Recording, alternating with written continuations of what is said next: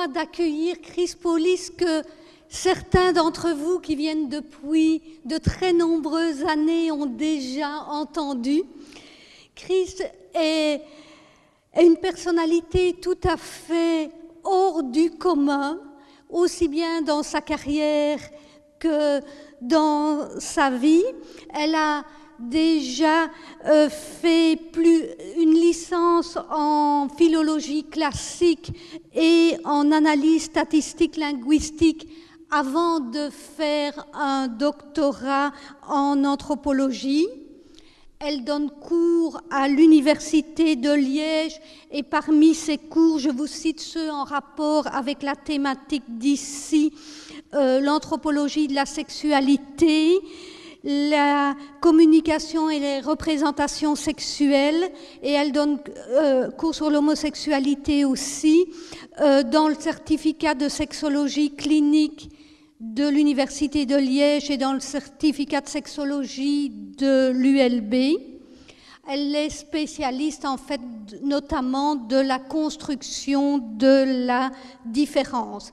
Elle intervient aussi régulièrement comme expert pour faire changer les lois, notamment sur le mariage homosexuel et sur les droits à l'adoption pour les homosexuels, et également dans les débats parlementaire. Vous voyez qu'elle a un engagement social et qu'elle milite beaucoup aussi pour l'égalité des droits humains et citoyens. Et dans son engagement, je citerai simplement qu'en 2015, elle a obtenu le premier prix de la région wallonne pour le projet Vivre ensemble par le sport, qui associe la natation, l'intégration des femmes et l'immigration. Alors je lui laisse tout de suite la parole. Il faut mettre le micro. Il est sur muet. Tu sais le mettre ? Oui. Voilà, merci. Voilà, excusez-moi, je n'ai pas l'habitude. Ça va ? Si ça ne va pas, vous me le dites. Hein. Je déteste ce genre de choses. Donc je suis anthropologue. Alors fatalement, l'homosexualité c'est un sujet extrêmement vaste et comme vous avez entendu, je travaille sur l'homosexualité depuis tellement d'années que je ne savais pas trop par où le prendre. Donc ce que je vous propose surtout, c'est d'établir une contextualisation et puis alors de pouvoir répondre à vos questions, avoir un échange, un débat. Donc d'abord, qu'est-ce que c'est l'anthropologie ? Je ne sais pas si tout le monde le sait, mais c'est une discipline qui travaille avant tout en demandant à l'anthropologue d'être seul, donc de prendre ses responsabilités. L'anthropologue va sur le terrain, l'anthropologue va réfléchir, va analyser, va produire, va publier, et tout ça seul. Seul en étant conscient de ses accointances, seul en étant conscient de ce à quoi il est rattaché. Et voilà, donc vous savez que je me positionne par rapport à l'homosexualité comme quelque chose que je défends, raison pour lesquelles j'ai participé à l'élaboration de certaines lois. Donc, en anthropologie, outre le fait du terrain, on va considérer que tous les individus, pour reprendre Malinowski, sont des petits dieux et les uns assis à côté des autres. Donc on a tous la même valeur. On peut être tous étudiés de la même manière et tout le monde a sa place. On ne va pas commencer à parler de marginaux, etc. En les éliminant. Si on arrive à parler de marginalité, on doit aussi prendre en compte la marginalité. C'est aussi le fait de reconnaître la place importante de l'acquis. Et comme anthropologue, moi je fais partie des gens qui considèrent qu'il y a probablement plus que 95% d'acquis dans la vie d'un individu et 5% d'inné, tellement l'inné est travaillé par l'acquis et qu'aujourd'hui il est absolument impossible de pouvoir parler de choses dites naturelles ou spontanées, tellement même la nature est revue par les représentations qu'on peut en avoir. On met de l'importance aux représentations, de l'importance aux liens, de l'importance au sens des choses. Et rien n'existe chez les êtres humains sans avoir un sens. Simplement, le sens ne semble pas nécessairement évident si on n'appartient pas à la culture de la chose ou parce que le sens a diminué. Les représentations, brièvement, on travaille sur les stéréotypes et les préjugés. Donc les stéréotypes dont on parle beaucoup aujourd'hui, notamment des stéréotypes sexistes, ce sont des images, des représentations majoritaires d'une chose ou d'un fait ou d'une personne qui a simplement comme valeur d'être un outil de communication. Les stéréotypes les plus simples, ce sont les pictogrammes que l'on va mettre à gauche et à droite pour indiquer devant quoi on se trouve. Une petite bonne femme, enfin un petit personnage avec une jupe devant les WC des femmes, on comprend que ça veut dire une femme. Avec les deux jambes, le pantalon, on comprend que c'est un homme. Il n'y a pas de prise de position, il n'y a pas de portée négative ou positive, c'est simplement pour pouvoir faire comprendre à tout le monde de quoi on parle. La même chose, on va parler d'une place pour personnes à handicap, on va dessiner un fauteuil roulant, mais ce n'est pas réservé exclusivement aux personnes qui sont en fauteuil roulant, c'est toute personne mobilité réduite, etc. De l'autre côté, il y a les préjugés. Les préjugés, on a l'impression qu'ils prennent de plus en plus d'importance ici, surtout quand on va sur les réseaux sociaux, dans nos sociétés. Les préjugés, c'est toutes les opinions que l'on se fait à partir simplement de sa propre expérience, que l'on limite à sa propre expérience à laquelle on donne la valeur de référence scientifique ou de généralité. Et ce sont les opinions, les jugements, les a priori qu'on peut avoir, mais qui mobilisent évidemment la manière de réfléchir et que l'on peut transmettre facilement aussi aux autres. Les préjugés aujourd'hui, on peut en sortir beaucoup. On est sur l'homosexualité. L'homosexualité, les homosexuels, ce sont des personnes malades. On a beau dire que c'est sorti des représentations actuelles, il y a encore des gens qui le disent. Les Noirs sont inférieurs, les femmes sont inférieures, les hommes sont intelligents, etc. Tout ça, ce sont des préjugés qui sont de plus en plus mobilisés et qu'on retrouve très facilement sur tous les discours des réseaux sociaux, par exemple.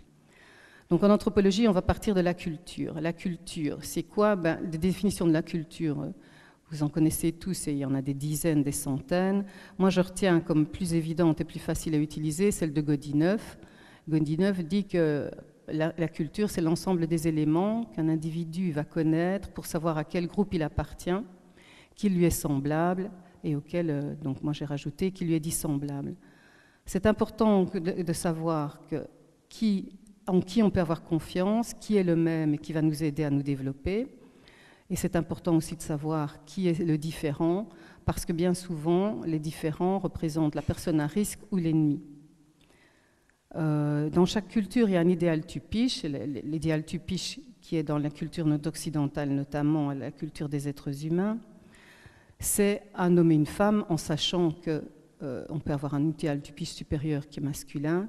C'est un homme et une femme, un homme qui a des qualités et des caractéristiques bien particulières et une femme qui a des qualités et des caractéristiques bien particulières qui ont été définies, on va dire, au départ, il y a 60 000 ans, par la nature, par le fait naturel, qui fait que les femmes se retrouvant enceintes, donc à charge de la reproduction, et avec des transformations du corps qui les empêchaient de pouvoir participer à toute une série de choses qui les exposaient dans l'espace public, se sont retrouvées de plus en plus sédentarisées, à s'occuper effectivement du fait de faire des enfants, de s'occuper des petits-enfants, de les allaiter, puis de s'occuper de l'alimentation, puis de s'occuper des personnes âgées, des personnes malades, etc., pendant que les hommes se retrouvaient dans l'espace public, dans l'exposition de l'espace public, à aller faire la guerre, chercher des espaces,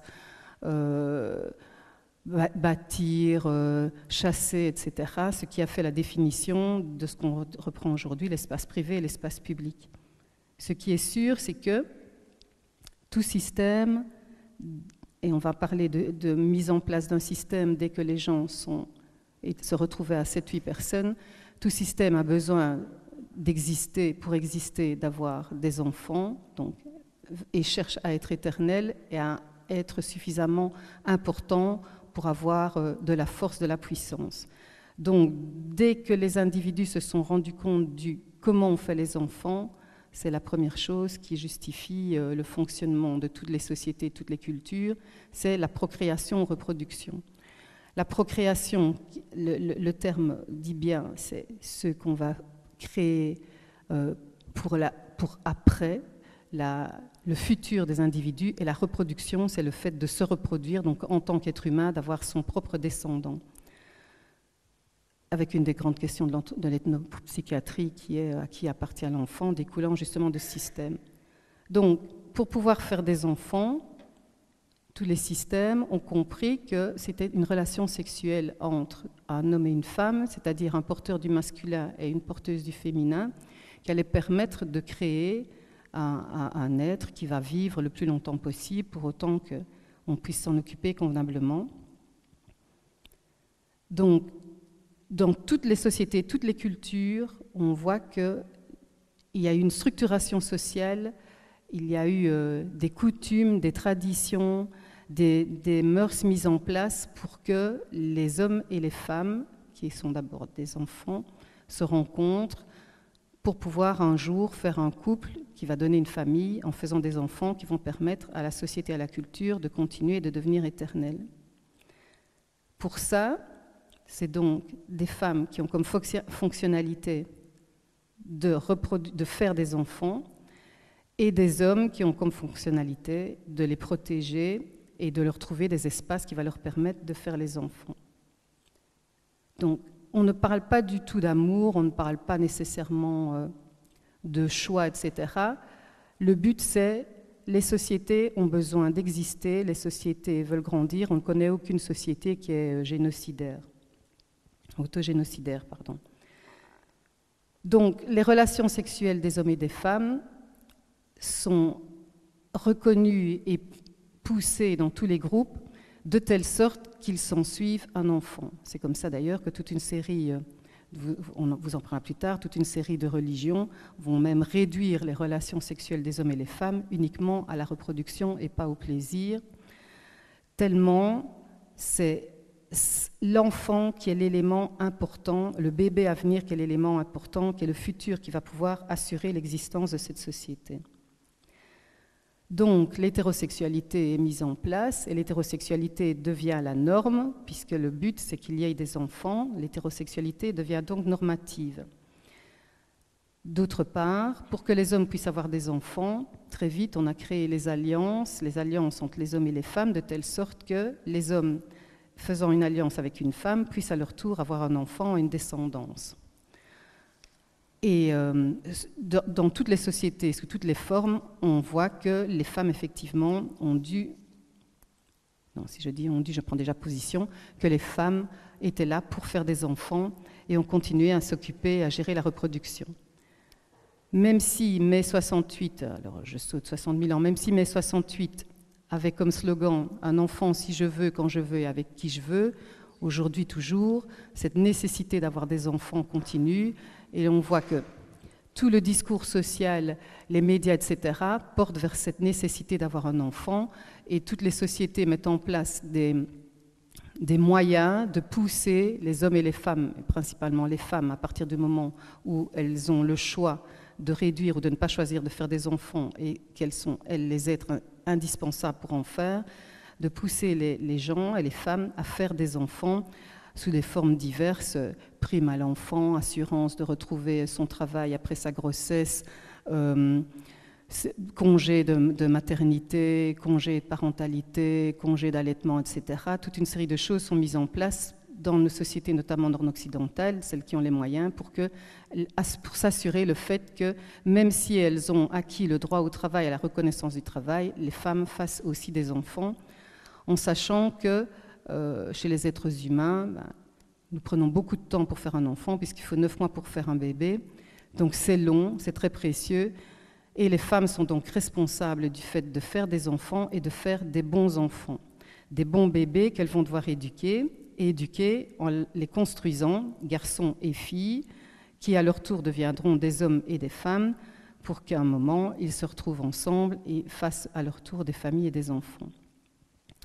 Donc les femmes sont responsables de la naissance, de la fabrication des enfants, de la naissance, de l'alimentation des bébés, de l'éducation des petits-enfants. Elles vont continuer sur l'éducation des filles et dans toute une série de cultures, les petits garçons vont avoir la séparation avec leur mère par des rites d'initiation qui vont les amener du côté des hommes. Je suis désolée, mais ce truc me gêne, je le vois dans les yeux, c'est vraiment très désagréable. Donc les femmes portent la responsabilité féminine de la réussite des enfants Et aujourd'hui, on entend régulièrement, notamment dans des débats médiatiques par exemple, ou bien je prends en cours 2 débats qu'il y a eu à l'université, dans 2 universités auxquelles je participais, ou dans les discours des femmes au foyer, cette opposition entre femmes au travail et femmes au foyer, et cette responsabilité de la petite délinquance, d'une certaine délinquance, notamment des garçons, qui est mise sur le dos des femmes en disant que les femmes qui travaillent n'ont pas pris assez de temps ou n'ont pas assez de temps pour s'occuper et élever convenablement des enfants. Donc on voit à quel point elles sont considérées comme responsables. Responsables aussi, on peut le trouver de manière médicale, responsables de l'autisme, responsables de la mort subite, même responsables donc de l'homosexualité de leurs enfants. Pourquoi ? Parce que l'homosexualité ne fait pas partie de l'éducation des enfants. Il n'y a aucune société, aucune famille qui soit une société homosexuelle. Toutes les sociétés sont hétérosexuelles et hétéronormatives, justement à cause de cette nécessité de pouvoir, à cause de cette nécessité du devoir et de la nécessité d'avoir une descendance et de procréer. Donc aucun parent n'élève ses enfants de manière homosexuelle. Par contre, tous les parents élèvent les enfants dans des milieux hétérosexuels et de manière hétérosexuelle, de telle sorte qu'on construise une fille qui fera une bonne femme, mère à son tour, et de construire un garçon qui fera un bon homme, auquel on va associer les caractéristiques. Une bonne femme doit avoir les caractéristiques féminines et un bon homme doit avoir les caractéristiques masculines, parmi lesquelles, chez les hommes, la virilité et chez les femmes, les capacités à se reproduire. Donc on voit déjà sexuellement la grosse différence. Ce n'est pas la sexualité des femmes qui est mise en évidence, c'est la fonctionnalité de leur corps, alors que du côté des hommes, c'est justement leur sexualité qui est associée à leur puissance et à la capacité à être reconnus comme virils. Être reconnus comme virils pour séduire des femmes, et les femmes reconnues comme bonnes femmes futures mères qui vont séduire des hommes. Et depuis la nuit des temps, on voit que les structurations sociales et les lois sont faites dans toutes les sociétés de cette manière-là, de telle sorte que les hommes rencontrent les femmes un jour, les femmes rencontrent les hommes, se marient, fassent des enfants qui à leur tour vont pouvoir développer le groupe. Donc ça, c'est dans, entre guillemets, l'idéal d'une société. Du coup, les parents, les premiers, puis les sociétés vont devoir développer toute une série d'identités. Les identités culturelles qu'on peut regrouper sous les identités biologiques, familiales, sociales et affectives. Les identités biologiques où dans nos sociétés, on accepte que le masculin ou le féminin et pas le masculin et le féminin. Donc, tout enfant hermaphrodite, dans les sociétés nord-occidentales, va devoir être catégorisé masculin ou féminin assez rapidement, même si, dans un discours aujourd'hui, on est en train de parler des intersexes, des transgenres, etc. Donc, ce qu'on essaye d'étudier en anthropologie, c'est la différence entre le droit, les règlements, les règles, les pratiques de la réalité. Dans les familles sont là, donc avec un homme et une femme dans la représentation idéale, qui est donc une représentation hétérosexuelle d'un couple hétérosexuel, avec les parents qui ont l'autorité, qui ont les droits, les devoirs, la responsabilité, qui vont devoir construire convenablement les enfants sous le regard du reste de la société. Les sociétés fonctionnent dans des manières de socialisation qui sont très uniformisantes, avec le moyen le plus facile d'homogénéiser le groupe et de le rendre cohérent, c'est l'enseignement, pas toujours l'école, mais au moins l'enseignement, où tous les représentants d'une société vont suivre et apprendre les mêmes choses, notamment aux mêmes âges, et devoir prouver qu'ils ont le même type de bagage qui va leur permettre, garçons et filles dans nos sociétés égalitaires, qui va leur permettre de pouvoir fonctionner et produire pour la société. Les affects, eux aussi, sont construits culturellement, et ils sont construits de nouveau masculins ou féminins. Les petites filles peuvent pleurer, les garçons ne peuvent pas pleurer. Alors aujourd'hui on dit, on apprend aux hommes à être tendres, à oser exprimer leurs sentiments, leurs émotions, etc. En même temps, quand on fait des observations dans les écoles maternelles, par exemple.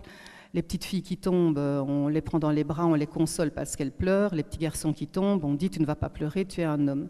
Et on voit que ces choses-là continuent, et continuent même, on va dire, au niveau supérieur.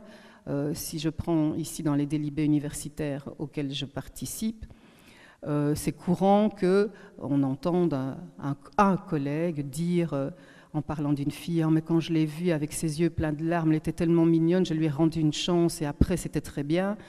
Et si c'est un garçon, il a même failli pleurer, c'est bien la preuve que franchement, il n'est pas à sa place.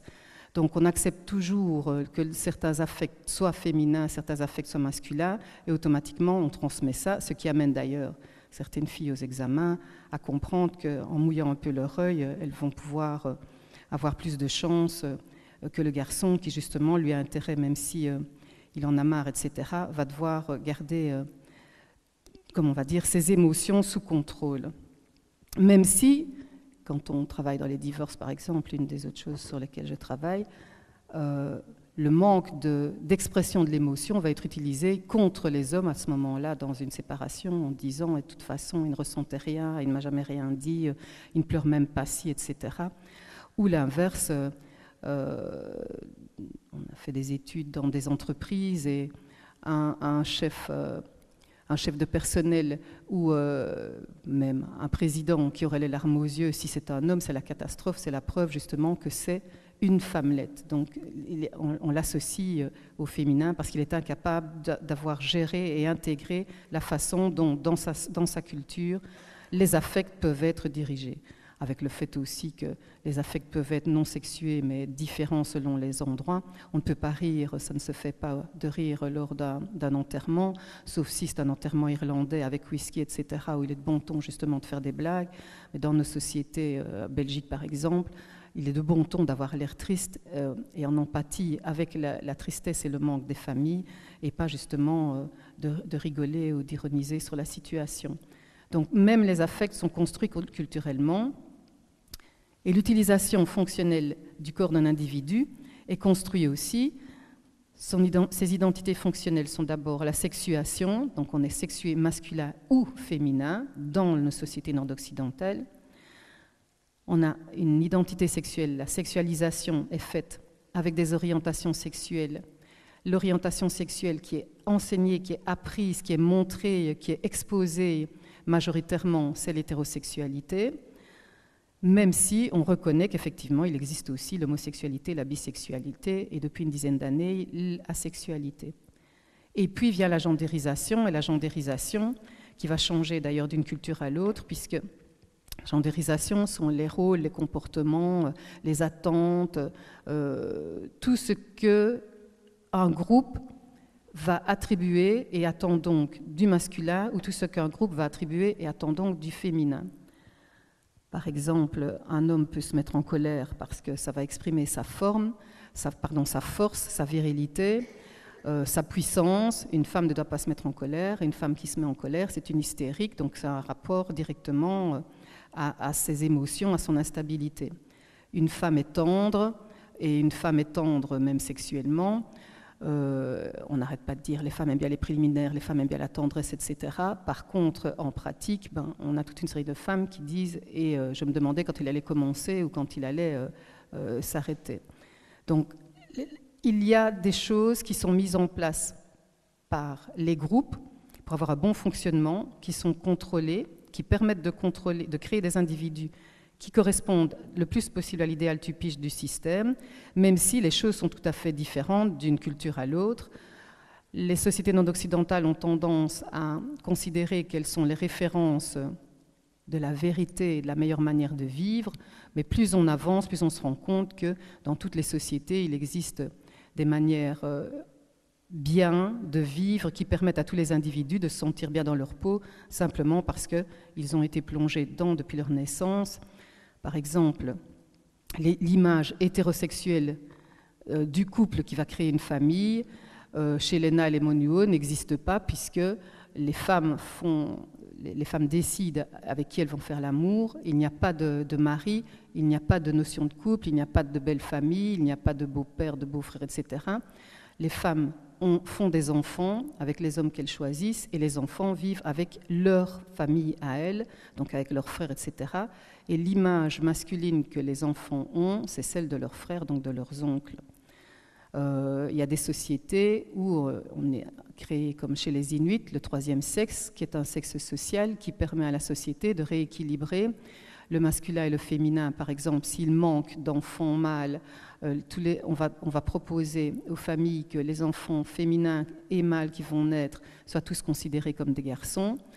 Ou bien si une famille a 3 filles et voudrait avoir un garçon, naît une 4e fille, le couple a le droit de le considérer, de l'élever, donc de le gendériser comme un garçon.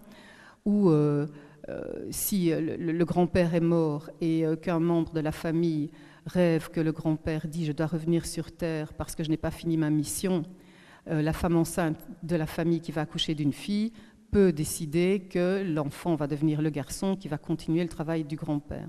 Donc ce sont des visions tout à fait différentes de celles que nous avons. De la même manière que dans les sociétés non-occidentales, les femmes sont censées séduire et ne pas chasser, et les hommes sont les chasseurs qui vont séduire les femmes. Si on va chez les Wodabé, par exemple, il y a le marché aux hommes une fois par an.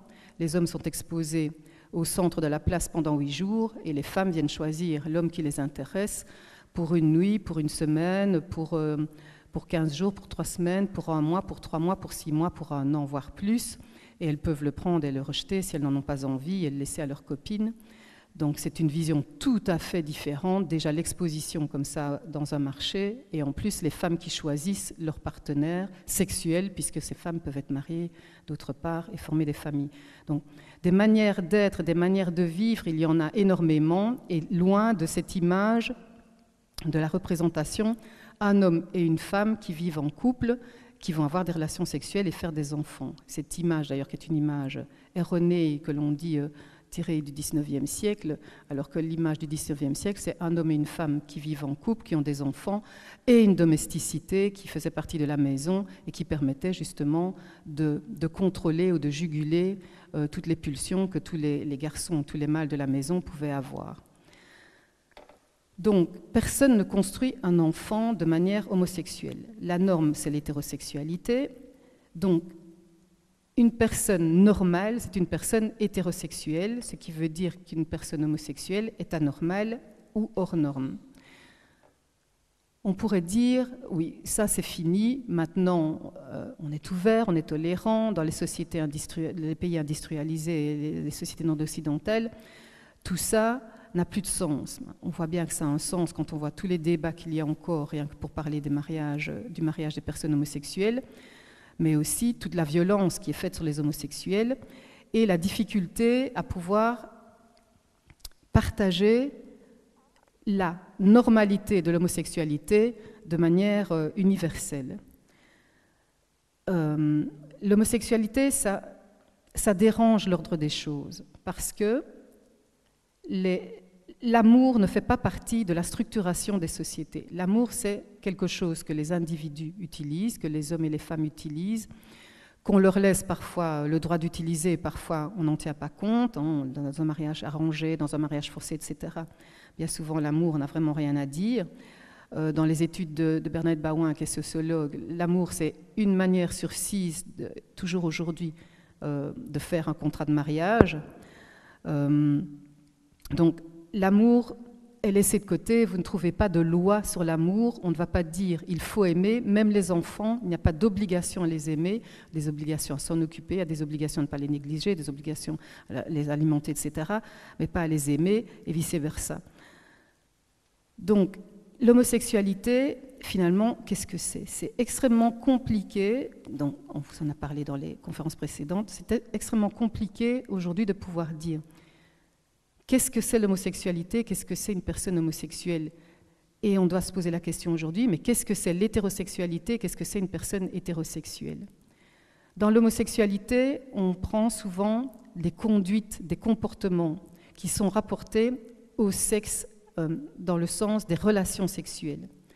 Dans l'hétérosexualité, on prend tous les comportements et toutes les visions du monde. C'est une vision duelle, c'est une vision masculin-féminin. Depuis toute petite, on apprend aux petites filles à séduire des garçons, c'est ça la normalité. On apprend aux garçons qu'ils doivent être forts et faire le fanfaron devant les filles. On va avoir aujourd'hui des réunions continuelles sur la violence faite aux femmes, les violences conjugales avec un tout petit pourcentage d'hommes qui sont concernés, sur le harcèlement de rue. Tout est dans une vision masculin-féminin. La même chose dans les médias. La même chose dans les termes qui vont représenter ou qui vont parler du mariage, la manière de parler, les discussions grammaticales, les accords, le masculin l'emporte le féminin, etc. Tout est vu dans une vision de la rencontre et de la confrontation du masculin et du féminin. Alors que tout ce qui est monosexué n'existe pas, sauf justement dans les moments où on va parler de comportements à risque ou déviants, tels que les rapports sexuels dans tous les milieux monosexués, comme on l'a fait dans l'armée, la marine, les internats, les prisons, etc., où le fait de se retrouver avec les personnes de même sexe fait que les affects ou les relations sexuelles ne peuvent ou ne savent se diriger que vers les personnes de même sexe. Autrement, l'homosexualité est restée très longtemps tabou et hors des discussions scientifiques. Et puis, avec les discussions scientifiques, on a dû prendre des positions, et les positions sont extrêmement difficiles à voir. Pourquoi ? Parce que, qu'est-ce qu'on doit mettre derrière homosexualité ? Est-ce qu'on doit parler exclusivement de la sexualité, c'est-à-dire de la sexualité dans le sens réduit, des rapports sexuels de plaisir ou de non-plaisir entre les hommes et les femmes ? Est-ce qu'on doit parler de culture homosexuelle, les fameuses cultures gays, les lobbies gays, etc., dont on parle aujourd'hui, qui ont surtout une portée de revendication, une portée politique et une portée économique? Est-ce que c'est une vision du monde tellement différente de celle des hétérosexuels qui font que les uns et les autres ne savent pas se comprendre? Est-ce que c'est l'homosexualité est tout simplement une liberté ou une normalité dans le fait d'exister et d'être comme l'hétérosexualité? Tout le monde prend des positionnements différents, tout le monde en parle de manière différente. Ce qu'on sait, c'est que au niveau de la loi et du droit, il faut que les sociétés se penchent sur l'homosexualité parce qu'on ne lui laissait pas la possibilité de s'exprimer ou d'exister. Longtemps, l'homosexualité a amené les personnes qui en faisaient partie dans des endroits cachés, c'était tabou, c'est des réunions glauques, c'est des choses qu'il faut faire discrètement, de manière invisible, en sachant qu'on court des risques. Tantôt, on parlera des risques qui sont encore très graves, puisque ça va jusqu'à la peine de mort dans certains pays. De toute façon, ce qui est sûr, c'est que les personnes homosexuelles sont nées et grandissent dans le même système culturel que les personnes hétérosexuelles. Les personnes homosexuelles sont les enfants de couples hétérosexuels. Donc, parler de risque de contamination, c'est déjà une erreur.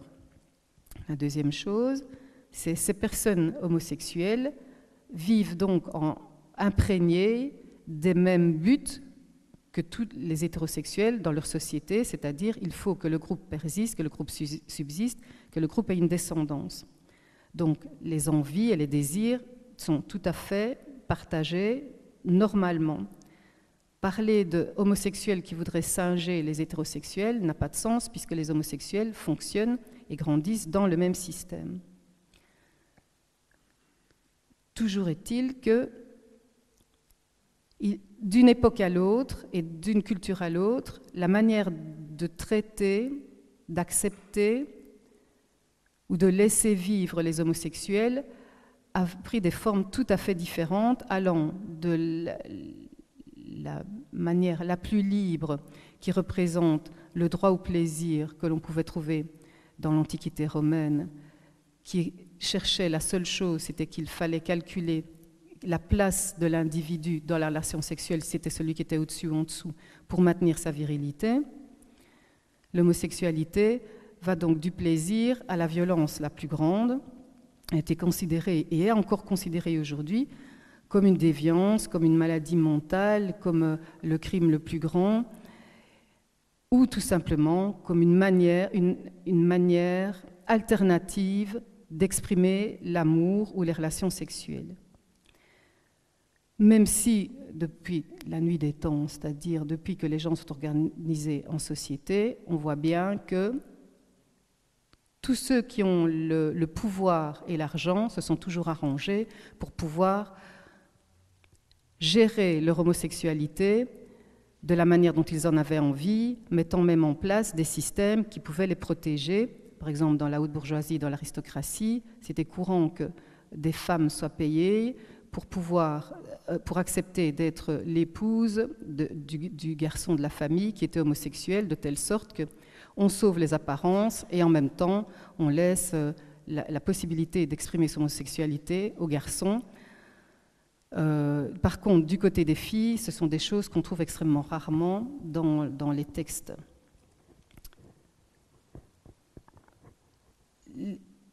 L'homosexualité est souvent prise en compte ou étudiée ou représente souvent l'homosexualité masculine. L'homosexualité féminine intéresse beaucoup moins ou est beaucoup moins évaluée et étudiée. Depuis, on va le voir dans la manière dont notamment toute une série de pays africains et asiatiques fonctionnent, les rapports entre les femmes sont des rapports qui acceptaient dans toutes les cultures beaucoup plus de promiscuité, notamment par le fait justement que les femmes se retrouvaient sédentarisées à s'occuper des enfants, avec des gestes de tendresse, des gestes d'accompagnement, des gestes de soutien qui justifient, et une faiblesse reconnue, qui justifie le fait que les femmes se tenaient par la main. Tout ça a été accepté, les femmes se tiennent par l'épaule, les femmes vont sur les genoux l'une de l'autre. Donc on voit que dans toutes les cultures, le côté de la sexualité des femmes est quelque chose qui passe très facilement. Très facilement, mais se pose aussi la question de leur productivité, de leur non-productivité d'enfants. On parle souvent de Sappho sur l'île de Lesbos. Sappho a d'abord été condamnée et rejetée non pas à cause de ses pratiques homosexuelles, mais d'abord parce qu'elle était là pour aider les filles à être éduquées, à apprendre à lire, à écrire, c'est-à-dire ce qui était pour les garçons. Au Moyen-Âge, on a mis en place des systèmes de purification qui étaient très violents puisque les homosexuels qui étaient saisis étaient brûlés sur le bûcher. Et là, même s'il s'agissait de viols ou de petits-enfants, ces enfants-là étaient mis aussi sur le bûcher avec l'adulte dans le but de purifier leur âme et purifier la vie qu'ils auront après. Dans l'Inquisition, on a toute une série de démonstrations de torture par où les homosexuels ont fauté. On voit que cette question d'homosexualité a toujours dérangé et a été prise en charge par les sociétés, que ce soit en faisant comme si ça n'existait pas, ou que ce soit en ayant sur les homosexuels les violences les plus grandes. Dans les sociétés nord-occidentales aujourd'hui, les individus fonctionnent et ont réclamé le droit à l'individualité, c'est-à-dire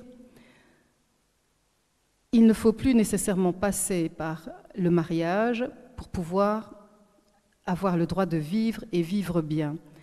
Ce n'est plus un demi plus un demi qui va donner une unité, c'est moi moitié, c'est ma pure d'orange, etc. Les individus ont obtenu le droit que 1 plus 1 fasse 2, ce qui leur permet aussi d'ailleurs de se séparer, et d'avoir le droit de vivre seul. Mais vivre seul, se pose la question de nouveau de l'enfant. Donc, un enfant si je veux, quand je veux, avec qui je veux, mais avec une volonté de tous les groupes, de la nécessité qu'il y ait des enfants qui soient présents. Des enfants qu'il faut savoir à qui ils appartiennent, des enfants qui vont mettre en évidence les familles, des enfants qui vont permettre une généalogie qui va continuer, mais des couples et des familles qu'on va donc contrôler. Et plus un individu fait partie du groupe, plus il doit servir le groupe, plus un individu fait partie d'une société nord-occidentale qui est individualisante et individuelle, plus il va pouvoir se comporter, guillemets, comme il en a envie. ce qui va justifier aussi les différences de peine et de traitement qu'on va trouver contre les homosexuels dans la majorité des pays qui utilisent encore des manières très graves pour rééduquer les personnes qui sont considérées comme déviantes. Donc, je vais peut-être vous donner maintenant quelques exemples avant de continuer des différences de manière dont on traite l'homosexualité. Il y a donc des pays où l'homosexualité est légale, c'est-à-dire où l'homosexualité est acceptée comme on le fait en Belgique. En Afrique, par exemple, le Burkina Faso, la RDC, la Côte d'Ivoire, le Mali, donc je vous en cite simplement 2, 3.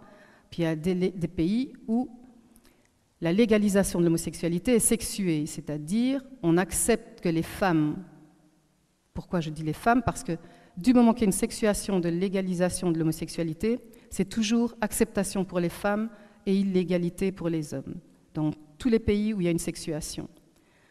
Alors, la sexuation, par exemple, en Afrique du Sud, maintenant, les hommes et les femmes, c'est la même chose, mais c'est seulement depuis 1994 que l'homosexualité pour les hommes est acceptée.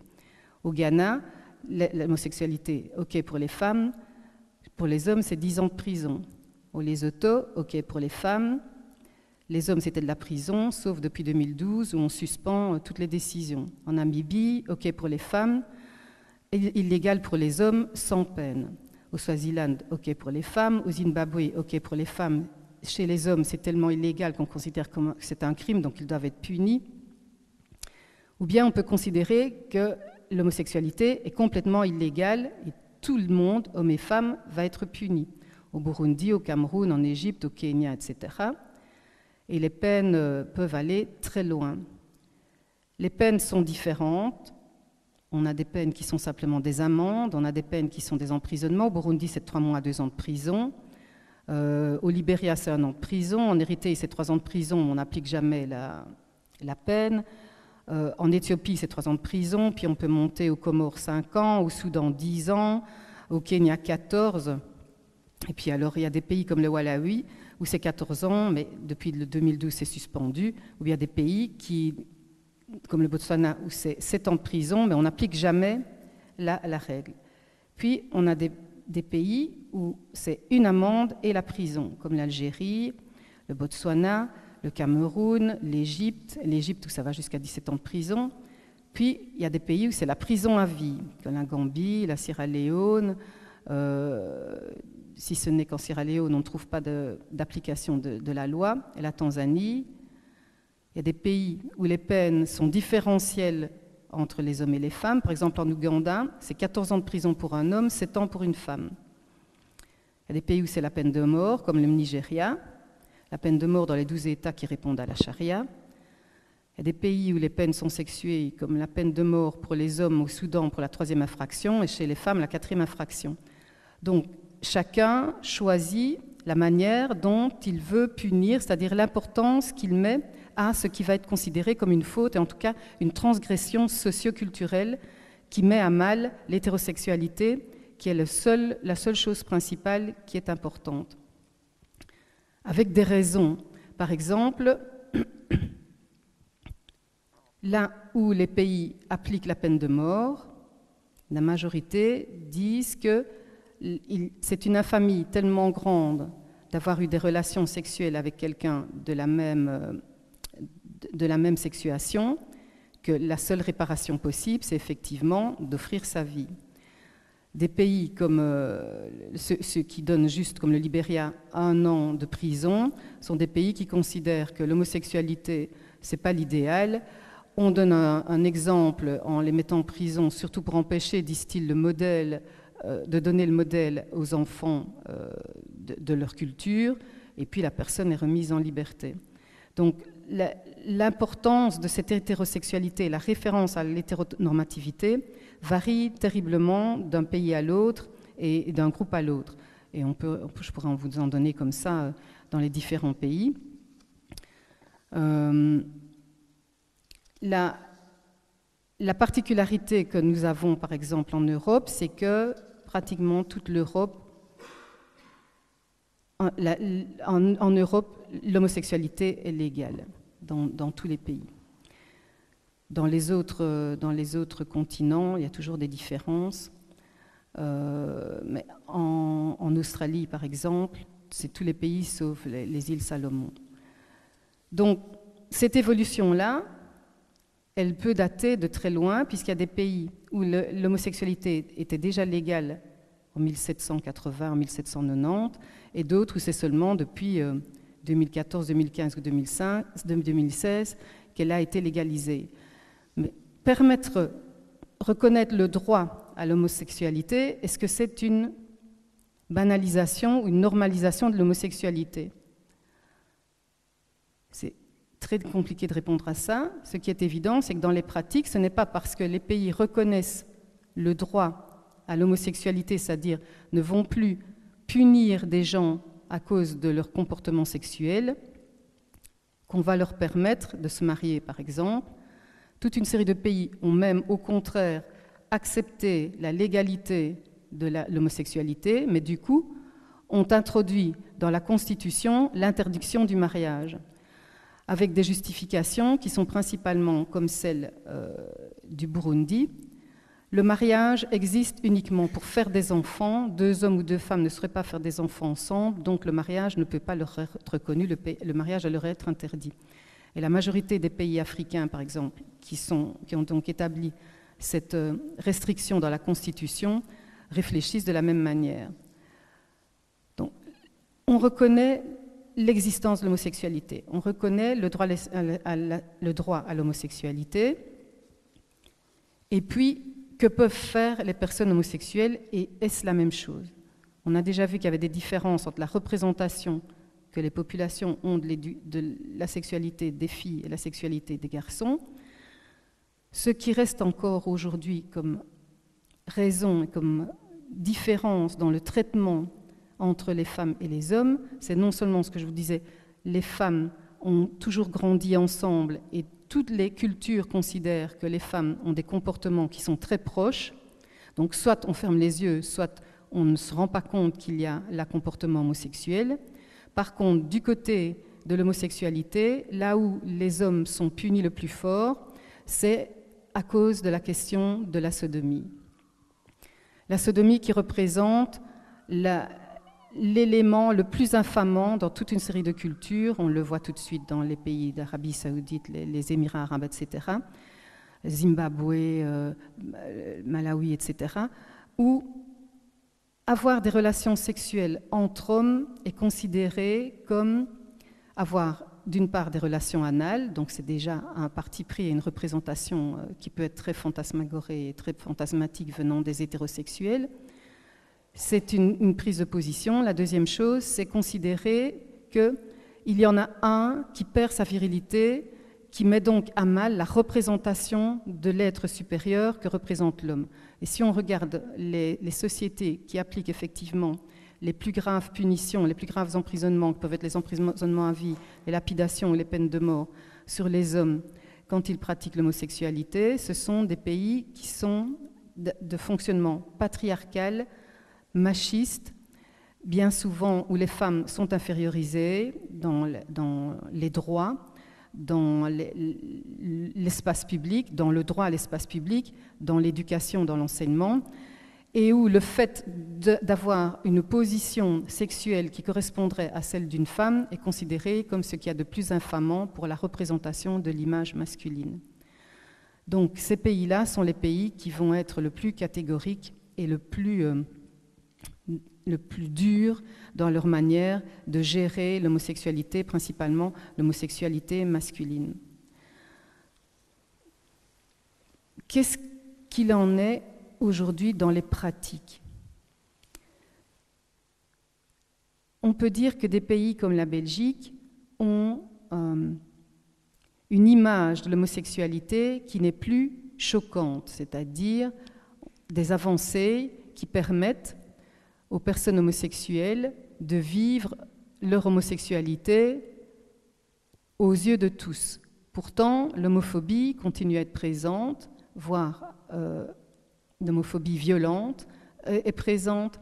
Les difficultés pour avoir des enfants sont déjà inégales pour les hommes et pour les femmes, puisque le couple de femmes peut avoir recours soit à l'acte sexuel naturel, soit à la banque du sperme sans problème, alors que les hommes sont obligés de passer par l'adoption ou par le ventre d'une femme. Passer par le ventre d'une femme, c'est se mettre dans une situation dès le départ d'accords qui vont être raccrochés à la difficulté du couple de divorcer.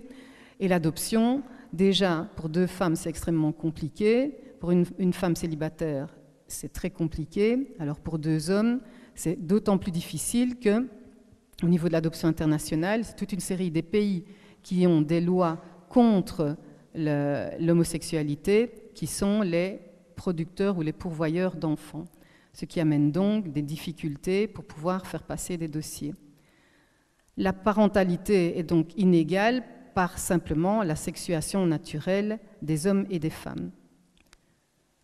Pourtant, au niveau de la représentation et des capacités parentales, il y a assez d'études dans les études canadiennes qui montrent que les couples homosexuels éduquent leurs enfants, élèvent des enfants aussi bien, voire aussi mal, que n'importe quel couple hétérosexuel.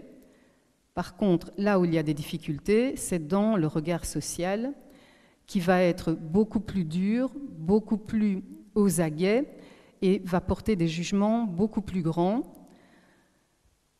avec des attentes et des surveillances continuelles. Donc, les couples homosexuels doivent, on va dire, en faire plus pour que leurs enfants soient tout aussi bien que les enfants des autres, non pas pour les difficultés à l'intérieur de la maison, à l'intérieur du couple, mais pour les difficultés que le regard des autres pourrait leur amener, ou pour la manière dont les autres les regardent et les suivent. Donc même dans les sociétés comme la Belgique, où le mariage homosexuel est passé vraiment très facilement, il y a quand même toujours non seulement des poches de résistance qui défendent l'hétérosexualité, mais des difficultés à pouvoir simplement vivre son homosexualité sans problème. Et la Belgique reste un pays particulièrement favorisé et favorable dans le droit à toute une série d'homosexualités que certains appellent alternatives, comme si on ne pouvait pas les ranger dans les sexualités normales. Mais qu'est-ce que c'est normal ? Il ne faut pas oublier que l'homosexualité a été prise en charge de manière médicale et l'est encore dans certains pays où, toujours aujourd'hui, ce qu'on veut, c'est amener les homosexuels à se conduire comme des hétérosexuels, soit à devenir hétérosexuels, soit à être discret par rapport à l'hétérosexualité, qui doit rester le modèle principal des sociétés, de telle sorte que tous les enfants, donc le futur de la société, n'aient qu'un seul modèle, celui de l'hétérosexualité, qui va permettre de continuer de perpétuer cette société.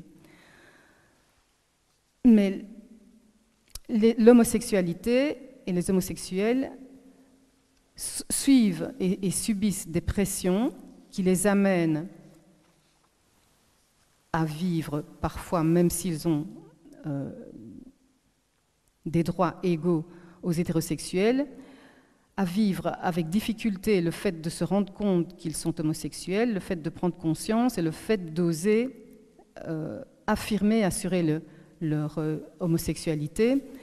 L'année passée, j'ai un étudiant qui a fait une étude sur les risques de suicide chez les jeunes homosexuels et les tentatives de suicide chez les jeunes homosexuels masculins continuent à être assez élevées et plus élevées que les tentatives de suicide des jeunes filles homosexuelles.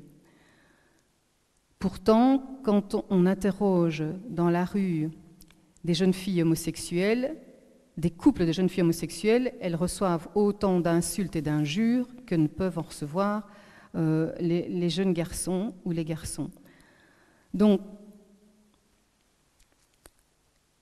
comment faire pour que l'homosexualité, donc doit-on reconnaître l'homosexualité comme une pratique normale et comment faire pour que cette pratique soit considéré comme normal sans qu'il n'y ait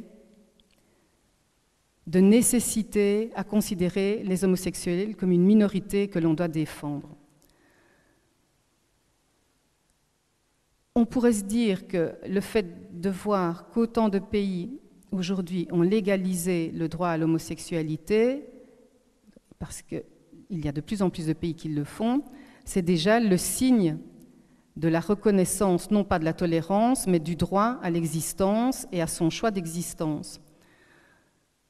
À partir du moment où dans les pratiques, même si la loi permet ou ne condamne plus l'homosexualité, dans les pratiques, les familles et les groupes continuent à mépriser, à rejeter, à faire pression ou à mettre des bâtons dans les roues des homosexuels, les choses sont loin d'être gagnées et, comme je le disais tantôt, le fait que d'autres pays qui légalisent en profitent du coup pour faire dans leur droit constitutionnel ces restrictions par rapport au mariage montre bien que ce n'est pas parce qu'on finit par accepter ces comportements-là, même publics, que les choses vont être acceptées complètement et que toute la manière de vivre des homosexuels va être acceptée comme ce qu'on accepte pour les hétérosexuels, alors que, je le répète, les homosexuels sont élevés dans le même système culturel, donc avec en entendant les mêmes buts, les mêmes attentes, en étant poussés dans les mêmes choses et les mêmes équilibres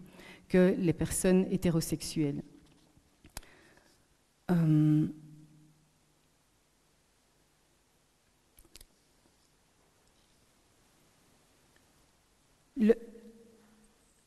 Les représentations sur l'homosexualité que l'on croyait, que l'on pourrait croire beaucoup plus ouvertes, continuent aussi à être extrêmement caricaturales, notamment par l'intermédiaire des médias. Il y a de plus en plus aujourd'hui de place par rapport à cette visibilité de l'homosexualité. Il y a de plus en plus de place à des couples homosexuels ou en tout cas des personnes homosexuelles dans les films, dans les séries télévisées, dans les téléfilms. Il y a de plus en plus de stars, de célébrités, de personnes officielles, politiques, de sportifs qui parlent de leur homosexualité, qui sont donc des rassurances pour les jeunes homosexuels qui peuvent trouver là un discours et une manière de vivre possible puisqu'il y a des gens qui y sont arrivés. Pourtant, si on regarde la manière dont l'homosexualité est montrée dans les médias, on est toujours dans la caricature. Comment faire comprendre à quelqu'un qu'il s'agit d'homosexuel? Bien souvent, les hommes sont efféminés, ce qui fait que la caricature renforce le regard que les gens peuvent avoir sur les homosexuels efféminés et sur les hommes efféminés, et les gens sont maintenus dans des images qui font qu'un homosexuel masculin, c'est donc un homme efféminé, et de l'autre côté, une homosexuelle féminine, c'est donc une fille-garçon. Comme si le seul moyen de faire comprendre aux gens qu'on est hors de l'hétéronormativité, c'est justement d'accentuer les traits opposés que porterait l'individu en lui. Donc, est-ce que c'est un bien que les médias aujourd'hui montrent plus de cas ou de comportements homosexuels? C'est aussi une question que l'on débat couramment, notamment en communication, parce que pour que le public comprenne, on joue à la caricature, mais du coup, le public ne fonctionne qu'avec cette caricature, et cette caricature renforce les représentations et les croyances du public, notamment d'un public jeune. Est-ce que les jeunes sont plus tolérants? Déjà, le terme tolérant, c'est un terme que je trouve un peu ennuyeux, parce qu'on n'a pas à être tolérant de quelque chose qui existe et qui a sa place et qui ne gêne personne. Est-ce que les jeunes sont plus tolérants? On pourrait se dire qu'ils baignent dans cette génération dans une vision, dans les sociétés occidentales, de l'homosexualité qui est presque quelque chose de normal, ou en tout cas qui est banalisé. Mais on se rend compte en même temps qu'on a, et pas uniquement, comme certains veulent bien le dire, et que je l'ai encore entendu hier, dans les milieux professionnels ou dans les milieux de l'immigration, on entend de nouveau des réactions assez violentes et anti-homosexualité venant de toute une série de jeunes, tellement les jeunes hommes ont peur d'être pris pour des homosexuels parce qu'ils ont l'impression que ça met en jeu leur virilité. Et on a comme ça un retour et une régression d'agression et d'agressivité homophobique, simplement parce que l'hétérosexualité continue à être mise en évidence sans arrêt comme étant la seule vérité et la seule possibilité d'exister de manière saine et équilibrée. Et chaque fois qu'il y a des études qui montrent qu'il n'y a pas de différence entre le fonctionnement des homosexuels, le fonctionnement social, le fonctionnement parental, etc., des homosexuels par rapport à celui des hétérosexuels, on a des études qui sortent qui prouvent exactement l'inverse. Donc, tout le monde est au courant. Rien que ce qui se passe aux États-Unis pour le moment montre que, de nouveau, des avancées sont remises en question. Enfin, des avancées, c'est une prise de position. Des équilibrages ou des droits à la reconnaissance de tous les individus sont, même dans les sociétés nord-occidentales, facilement remis en question, rien que parce que des individus vont fonctionner en suivant leurs opinions et leurs préjugés et pas simplement le droit à l'existence de tout le monde. Je vais m'arrêter là parce qu'autrement on n'aura pas le temps de questions. Je vous remercie.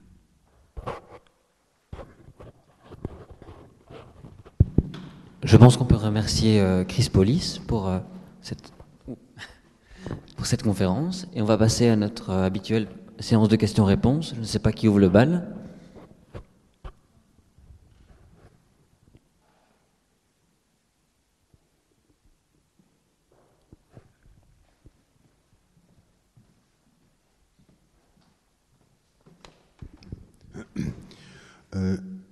Je crois qu'il est convenu de parler de 3% comme proportion d'homosexuels, mais j'ai l'impression que ce chiffre est probablement sous-estimé, étant donné qu'il y a dans la population énormément de gens qui taisent leur nature homosexuelle.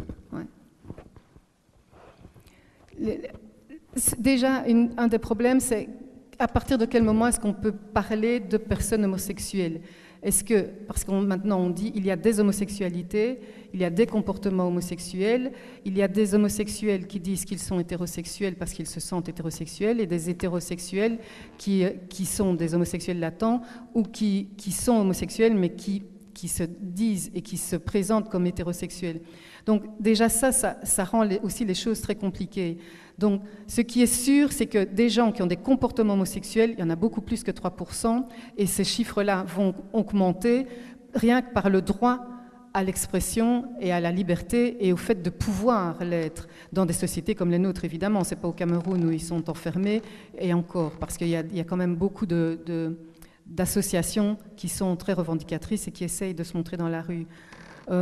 Mais les chiffres augmentent d'autant plus qu'il y a toute une série de personnes. On ne se posait pas de questions sur l'hétérosexualité comme si c'était inné et évident. Donc c'est pour ça que pendant des dizaines d'années, c'est la question de l'homosexualité qui était traitée, notamment scientifiquement.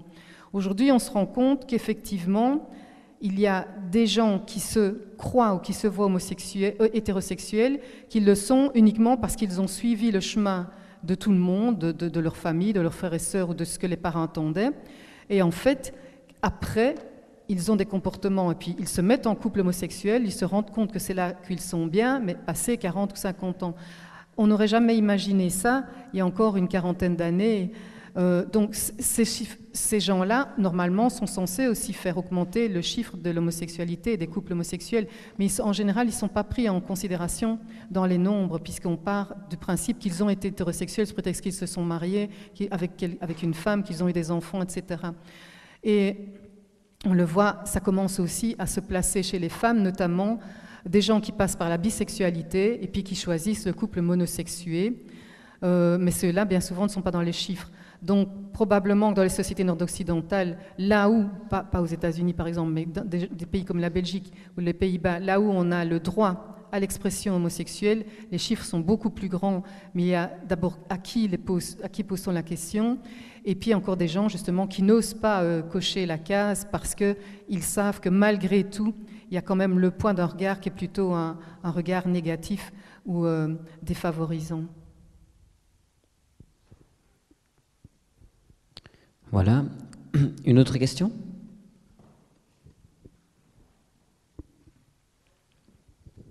Bonsoir. En fait, je voulais vous demander quelle est la position de l'Église catholique actuellement ici en Belgique sur la question de l'homosexualité. Vous allez la voir la fois prochaine, je pense. Ça, c'est dans la... Non ? Oui. Et peut-être encore une chose aussi, je voulais signaler aussi que ça dépend du régime politique en cours, cette tolérance à l'homosexualité ou pas. On a vu ça. Oui, ça change tout le temps. Voilà. Donc ce n'est jamais vraiment c'est jamais acquis. Un acquis. Non, voilà. Et c'est d'autant moins un acquis que justement, même si on se rend compte que le fait d'avoir des comportements sexuels ne met pas en danger les autres, le groupe, ça dérange quand même. Donc il y a tout un fantasme associé comme ça à une sexualité auquel soit que certains voient comme quelque chose qu'ils ne supportent pas, soit auquel ils aimeraient adhérer mais qu'ils n'osent pas le faire, qui travaillent beaucoup de gens qui se disent hétérosexuels, parce que on parle d'homosexuels refoulés ou qui se taisent, mais il y a aussi des hétérosexuels qui sont des hétérosexuels refoulés et qui n'osent pas passer à l'homosexualité simplement parce qu'ils ont peur, soit parce qu'ils ont peur de ce qu'on dira, soit parce qu'ils ont peur d'aimer, de se rendre compte qu'en fait ils sont homosexuels ou qu'ils ont du plaisir avec quelqu'un du même sexe. Donc dans les hétérosexuels, il y en a beaucoup qui pourraient être de l'autre côté. Alors le positionnement du nouvel évêque, je ne saurais pas le dire. Ce que je sais, c'est qu'en Belgique, il y a énormément de prêtres et de curés qui prennent la liberté de considérer, de prendre position eux-mêmes et de considérer l'homosexualité comme simplement une sexualité contre laquelle eux n'ont rien à dire et ne peuvent faire aucun reproche. Donc ils ne vont absolument pas faire de différence ni poser de questions à des personnes ou à la présence, par exemple, dans une église de couples homosexuels, etc., comme on peut le voir dans certaines églises françaises où les couples masculins, notamment, ne peuvent assister à la messe qu'en étant sur le parvis, encore aujourd'hui. Moi, j'ai des copains, ils ne savent faire que ça, avec la porte parfois entrouverte, mais parfois on prend la peine de fermer la porte. Et je n'arrive pas à comprendre, d'ailleurs, comment ils arrivent à rester fidèles à une religion qui les traite comme ça. Mais bon.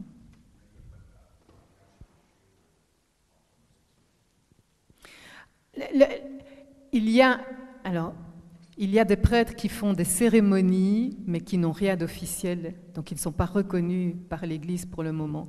Mais les gens ont quand même leurs cérémonies, ce que certains appellent, je trouve, anormalement un simulacre. C'est pas un simulacre parce que tout le monde y participe et tout le monde y croit. Donc simplement, ce ne sera pas dans le cahier. Mais il y a des gens, justement, malgré justement ce positionnement de rejet de l'Église, qui continuent à croire et à vouloir justement aller jusqu'au bout du rite.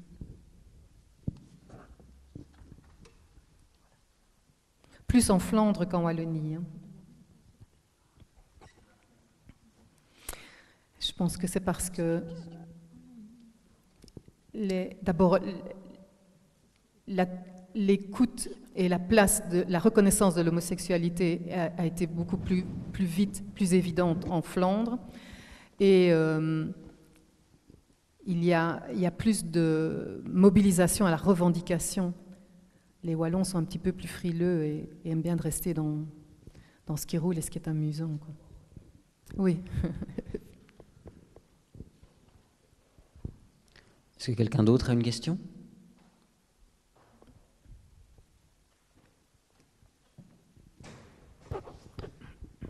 Donc, si je vous comprends bien, il s'agit d'une affaire régionalisée. Si vous dites, dans les pratiques, oui. Oui. Mais Oui. de quel ministère est-ce que ça dépend alors? Non, c'est vraiment les gens, c'est dans les pratiques. Les gens osent plus demander. Par exemple, je prends l'exemple je ne vais pas dire son nom, d'un curé flamand. Il dit il a des demandes tous les mois. Il a des demandes pour faire justement ces cérémonies-là. Alors que, enfin, il y en a, quand je dis franchement, donc nous, on en a interviewé 17 en Flandre et en Wallonie.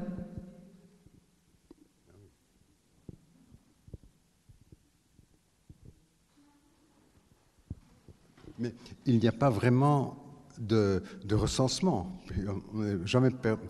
On ne demande à personne de se répertorier comme tel. Oui, par exemple, le troisième sexe n'existe pas en Belgique.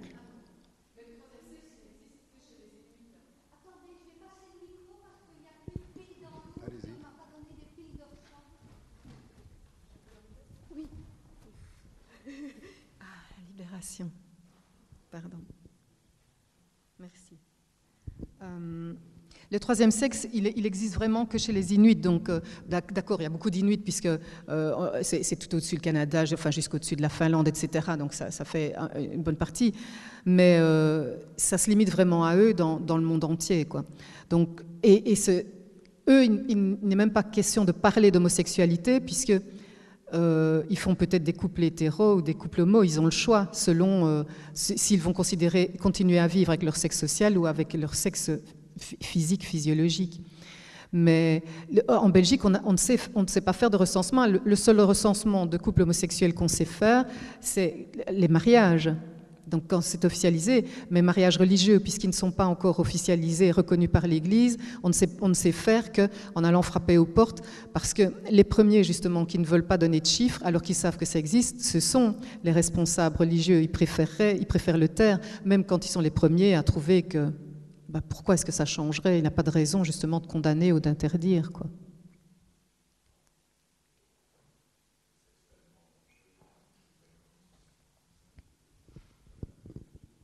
Oui, je pense.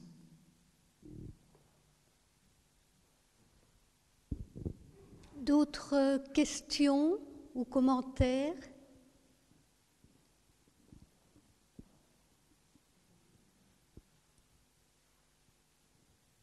Bon, dans ce cas, je remercie encore très vivement Chris Paulis pour son exposé et je vous invite le mois prochain, c'est-à-dire exactement le 13 février, la date n'a pas été tout à fait choisie au hasard, pour une conférence de Lucie Bricteux qui viendra parler de censure et homosexualité dans le cinéma américain, la séance étant faite en collaboration avec le Festival du film d'amour de Mons. Voilà, merci.